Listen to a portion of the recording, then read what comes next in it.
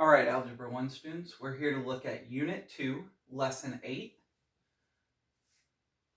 Which Variable to Solve For, Part 1. So we're going to be looking at how to solve an equation that has one or more than one variable and solving for a specific variable and looking at why you might do that. So our lesson goals are, given an equation, I can solve for a particular variable like height, time, or length, when the equation would be more useful in that form. So we will have equations and we will have one or more variables in the equation, but solving for a particular variable may create a more useful, more simple version of the equation or the problem, and we would want to do that to make our lives easier within the situation. Second, I know the meaning of the phrase to solve for a variable. The idea is just that we're going to say, okay, I want to solve for this variable, so we're going to move everything away from that variable. We're going to rearrange the problem so that variable is by itself or alone. All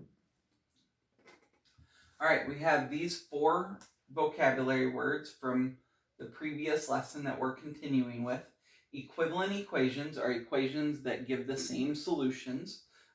Order of operations, remember we have our 4 steps. We need to take care of our parentheses or grouping symbols. We need to take care of our powers, or otherwise known as exponents. We need to take care of the division and multiplication from left to right. We need to take care of the addition and subtraction from left to right. We need to follow those steps in that order to best solve our math.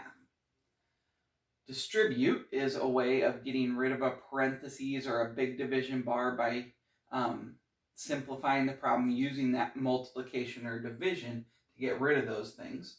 And then our balance rule just says any math that we put into the problem, we have to do on both sides to keep everything equal.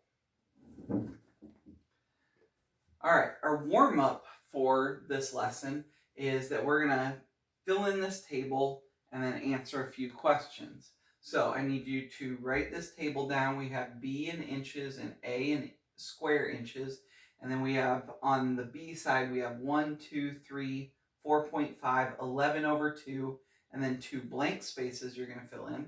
Then in A side, we have 3, 6, 9, 2 blank spaces, 36, 46.5.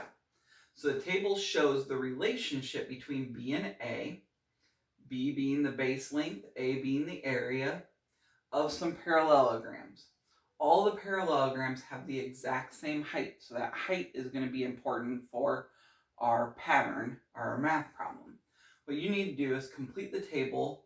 Base length is in inches, area is in square inches. Try to complete that table. It might help to try and come up with the patterns first. So decide whether each equation could represent the relationship between B and A. Explain your reasoning. So we have 4 versions here. B equals 3A, B equals A divided by 3, A equals B divided by 3, or A equals 3B. So try and figure out if any of those would help you with this. Fill out the problems best you can, and then that's going to start our discussion tomorrow. Make sure you explain why you think the problem works, because that will be a telltale sign of our understanding for tomorrow's conversation. Thanks.